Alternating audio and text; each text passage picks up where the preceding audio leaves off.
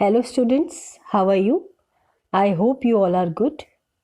So students, today we are going to discuss some peculiar items of not-for-profit organizations. Students, these items are important as to solve the questions also, and it's going to cover 1 mark question in your board exam. So our first item is subscription. As you have already done the questions also. Subscription is a membership fee paid by the member on annual basis. Means अगर हम किसी not for profit organization का हिस्सा बना रहना चाहते हैं, member बना रहना चाहते हैं, तो हमको क्या करना पड़ता है? हमको एनुअल बेसिस पे कुछ फी पे करनी पड़ती है, and that fee is called subscription. Students, जो सब्सक्रिप्शन होती है ना, वो किसी भी नॉट फॉर प्रॉफिट ऑर्गेनाइजेशन की मेन इनकम होती है. It is the main source of income of any NPO. And subscription of current year is shown on the credit side of income and expenditure account whether it is received or not. Means हमें जो current year की जो subscription होती है, चाहे वो पूरी मिली हो या ना मिली हो, आउटस्टैंडिंग हो, we have to show the full annual subscription of that particular not for profit organization in the income and expenditure account. Why it is so?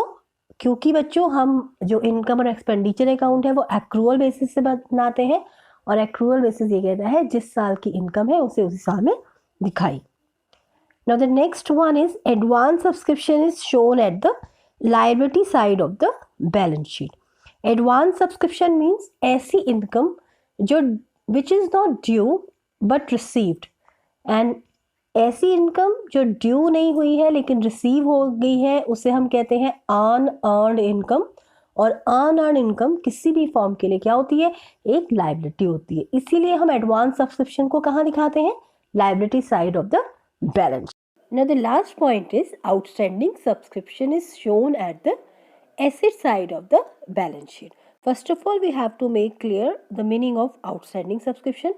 Subscription is an income for NPO, and if it is outstanding, what does it mean? Outstanding means ऐसी income जो due तो हो गई है लेकिन मिली नहीं है. Due हो गई है लेकिन मिली नहीं है, इसका मतलब ये कैसी इनकम हुई? ये एक एक्रूड इनकम हुई, इन फ्यूचर मिलेगी, and it will be an asset for the NPO. And outstanding subscription, that's why will be shown on the asset side of the balance sheet. Subscription of current year को हम income और expenditure account में दिखाते हैं. Advance subscription को हम balance sheet की liability side में दिखाते हैं, और आउटस्टैंडिंग सब्सक्रिप्शन को हम बैलेंस शीट की एसेट साइड में शो करते हैं. I think subscription is clear to you. और स्टूडेंट्स, इससे 3-4 क्वेश्चन 1 मार्क्स के बन सकते हैं जो आपके बोर्ड एग्जाम में पूछे जा सकते हैं. Now next topic is donation. Now first of all, what is donation? It is like a gift in cash or property received from some person or organization. Donation क्या होती है? अगर कोई person या कोई organization किसी organization को कोई गिफ्ट देता है, या तो कैश देता है या फिर प्रॉपर्टी की फॉर्म में देता है, तो वो डोनेशन कहलाती है. And donation are of 2 types. First one is specific donation and second one is general donation.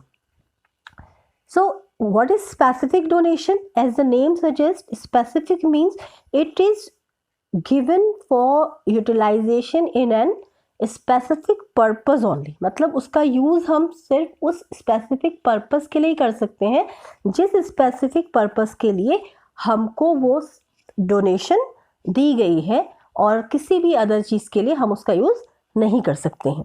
It is treated as capital receipt. और हम उसे कैसे ट्रीट करते हैं? Capital receipt. कैपिटल रिसिप्ट क्यों ट्रीट करते हैं? एक तो स्पेसिफिक डोनेशन का अमाउंट बड़ा होता है, लाइक बिल्डिंग बनाने के लिए अगर कोई दे रहा है तो अमाउंट बड़ा होता है उसका. और दूसरी thing is that it is a non recurring nature. उसका जो नेचर होता है वो नॉन रिकरिंग होती है, क्योंकि रोज रोज हमें स्पेसिफिक डोनेशन नहीं मिलती है, दैट्स वाई।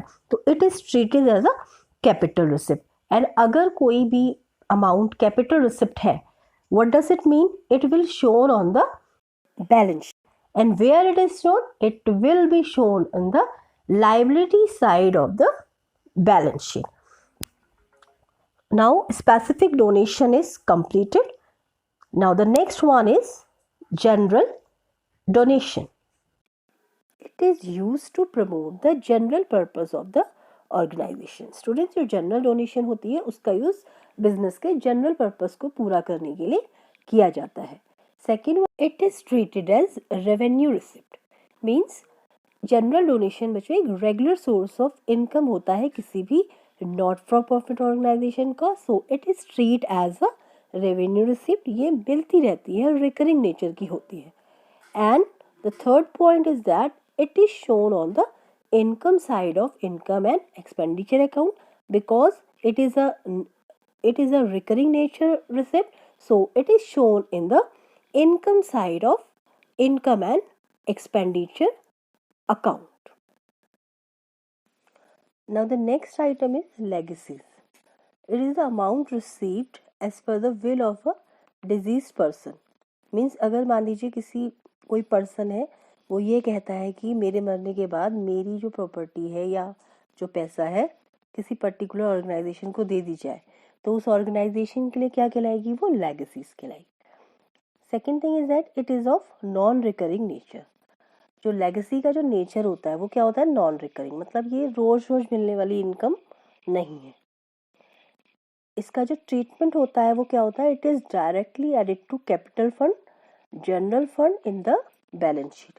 क्योंकि ये एक नॉन रिकरिंग नेचर आइटम है, रोज रोज नहीं मिलता है, तो ये बैलेंस शीट में दिखाया जाता है। और इसका जो ट्रीटमेंट होता है वो क्या है कि हम इसे डायरेक्टली ऐड कर देते हैं कैपिटल फंड, और we can say it general fund in the balance sheet.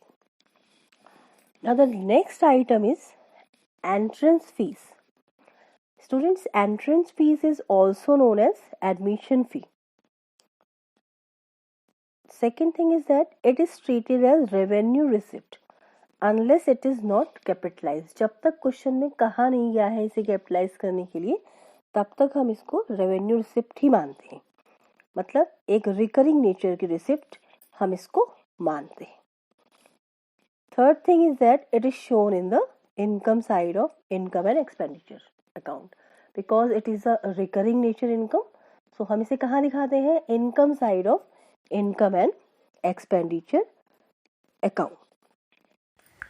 Now the next item is life membership fee. Life membership fee is a lump sum amount paid by the member as membership fee.